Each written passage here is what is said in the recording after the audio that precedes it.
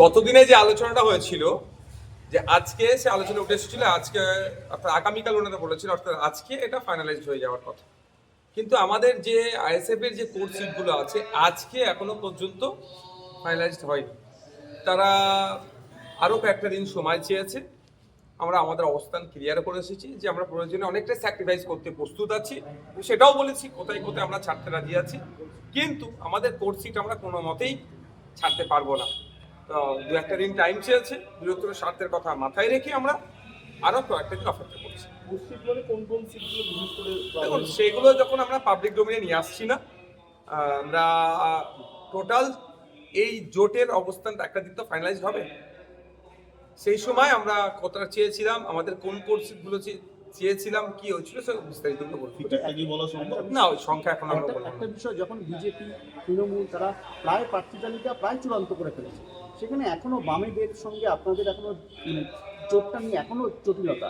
আমরা তো এসে গেল, হ্যাঁ আমরা চাইছি স্পিড আপ হোক, কিন্তু আলোচনা তো থাকবেই। আমাদের পার্টির মধ্যেও যেমন আলোচনা আছে, গণতন্ত্র পরিবেশ আছে, বামেদের মধ্যেও সেটা আছে, সেটা তারা বারবার বোঝাচ্ছেন। আমরা কিন্তু এটা বারবার বোঝানোর চেষ্টা করছি যে এটা স্পিড আপ হোক। তবে বৃহত্তর স্বার্থের কথা মাথায় রেখে বিজেপি তৃণমূল তো আলাদা নয়, তারা ভাগ করে নেওয়ার চেষ্টা করছে। ঠিক যেভাবে 2021-এ এনআরসিসি এর ভয় দেখিয়ে পার করেছে, এবার এসআইআর এর ভয় দেখিয়ে পার করার চেষ্টা করবে। তো আমরা তো ওই রাজনীতি করি না, আমরা মূল্যবোধের রাজনীতি করি। মানুষকে শিক্ষা, স্বাস্থ্য, কর্মসংস্থানের যে বেহাল দশা বাংলা, তার পরিবর্তন করতে হবে। একটা শিক্ষিত ছেলেরা একটা চাকরি তুলে দিতে হবে। শ্রমজীবী মানুষের শ্রমের মূল্যায়ন হচ্ছে না, কৃষকরা উৎপাদিত ফসলের দাম পাচ্ছে না, হসপিটালে গেলে সরকারি ট্রিটমেন্ট পাচ্ছে না, আপনার স্কুলের টিচার না, এই যে অব্যবস্থা চলছে, এই অব্যবস্থার পরিবর্তন করার জন্য স্যাক্রিফাইস করছে। আরেকটা বিষয়, যে মানে সমস্যাটা কোথায়, মানে সিপিএমকে নিয়ে নাকি শরীরকে নিয়ে? না, ওটা পার্টিকুলার ব্যাপার না। আমি বামেদের সাথে তো আমরা জোট করতে এসেছি, বামেদের সাথে কি আলোচনা হচ্ছে সেটা বলছে। বামেদের সাথে যে আলোচনা দাঁড়িয়েছে সেটা হচ্ছে আমাদের কয়েকটি কোর্স, আমাদের যে কোর্ট সিটগুলো আছে সেইগুলো নিয়ে এখনো ফাইনালাইজ হয়নি। বাকি সিটগুলোর অনেক একটা অংশ ফাইনালাইজড হয়ে গেছে, বাকি যেটা আছে সেটার জন্য আমরা অপেক্ষা আছি। সেই সংখ্যাটা এখনো বলছি কবের মধ্যে মোটামুটি আশা করতে? ওনারা একটা দুটো দিন টাইম চেয়েছে, আর কয়েকটি দিন টাইম চেয়েছে, হলেই হয়ে যাবে। তবে আমি আশা করছি যে আমার এইটা 2 একদিনের মধ্যে উনি করে দেবেন। আরেকটা বিষয় দেখা ছিল, গতবার আপনারা যেখানে প্রার্থী দিয়েছিলেন ফরওয়ার্ড ব্লকও দেখা যাচ্ছিল, সেখানে প্রার্থী দিয়েছিলেন। এরকম কি না, ওইগুলো তো হবেই না, এবারে হওয়ার কোনো প্রশ্ন আসছে না।